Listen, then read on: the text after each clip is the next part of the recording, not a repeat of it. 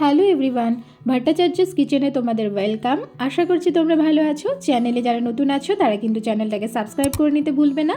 সেই সাথে পাশে থাকা যে বেল আইকনটা আছে সেটাও প্রেস করে নেবে, যাতে করে আমার নেক্সট ভিডিও আসলে পরে তোমাদের কাছে তার নোটিফিকেশান পৌঁছে যায়।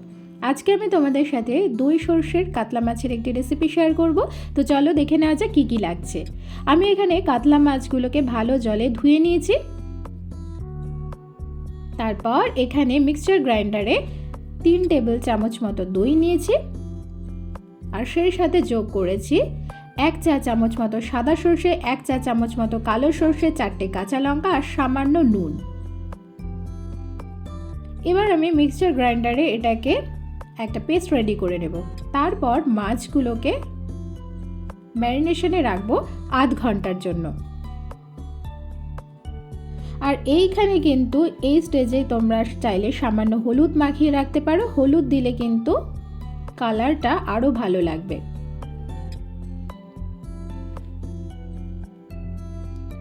আমরা বাঙালিরা কিন্তু সব সময় খেতে পছন্দ করি, তাই যে কোনো স্থানে বসেই কিন্তু এইরকম একটা প্রিপারেশন আমরা রেডি করেই নিতে পারি চাইলে। আমি রাজস্থানে থাকি, তাই রাজস্থানে বসেও কিন্তু এরকম বাঙালি খাবারের আমি কোনো রকম ঘাটতি রাখিনি। আর মায়েদের কাছ থেকে জানা সব সময় সর্ষের তেল ছড়িয়ে দিতে হয় উপর থেকে, কাঁচা সর্ষের তেল।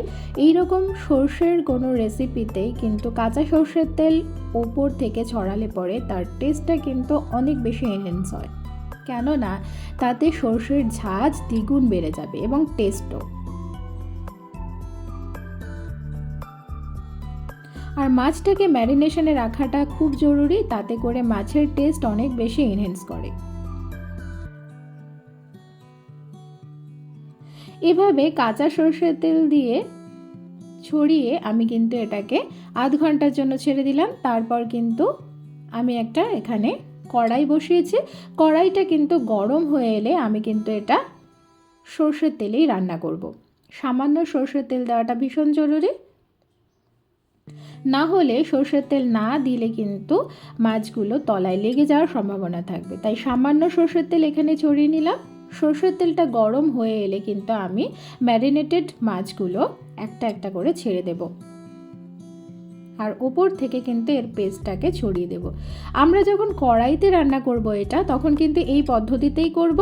আর আমরা এটা চাইলে কলা পাতায় অর্থাৎ পাতুরি হিসেবেও খেতে পারি।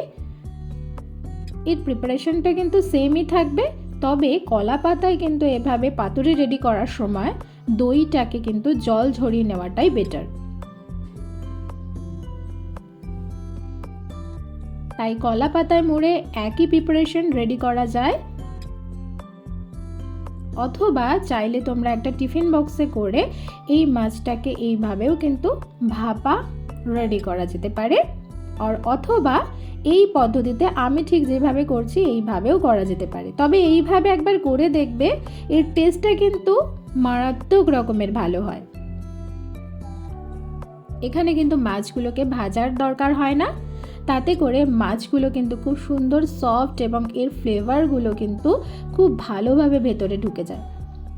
আর আমি এখানে যেটা দিলাম সেটা হলো একটুখানি হলুদ, 1 টিস্পুন মতো হলুদ আমি জলে গুলে এখানে ছড়িয়ে দিয়েছি, যাতে করে কালারটা খুব ভালো আসবে।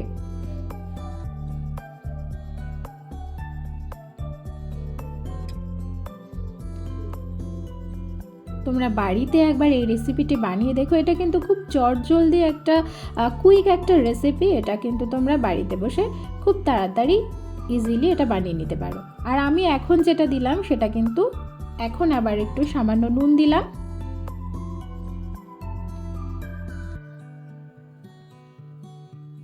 এরপর কিন্তু আমি এটাকে ঢেকে রাখবো। কড়াইয়ের যে লিডটা আছে সেটা দিয়ে আমি ঢেকে রাখবো কিছুক্ষণ। আর এটা রেডি হতে কিন্তু মোটামুটি ওই 15 মিনিট মতো লাগবে।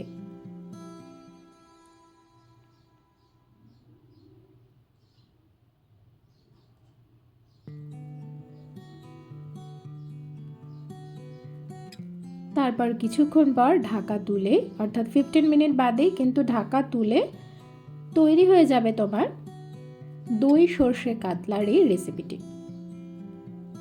বাড়িতে তোমরা একবার এইভাবে বানিয়ে দেখো, ভীষণ সুস্বাদু হয় খেতে। আমি এটা বানিয়েছিলাম রবিবার কিন্তু গরম গরম ভাতের সাথে এই রকম একটা রেসিপি যদি থাকে তবে রবিবারের দুপুরটা কিন্তু বেশ জমে যায়। ঠিক একই প্রসেসেও কিন্তু আমাদের মায়েরা ইলিশ মাছকেও এইভাবে করে থাকে।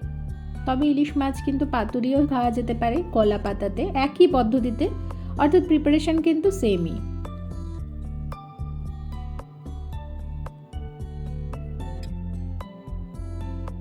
তৈরি হয়ে গেল দই সর্ষে কাতলা এই রেসিপিটি।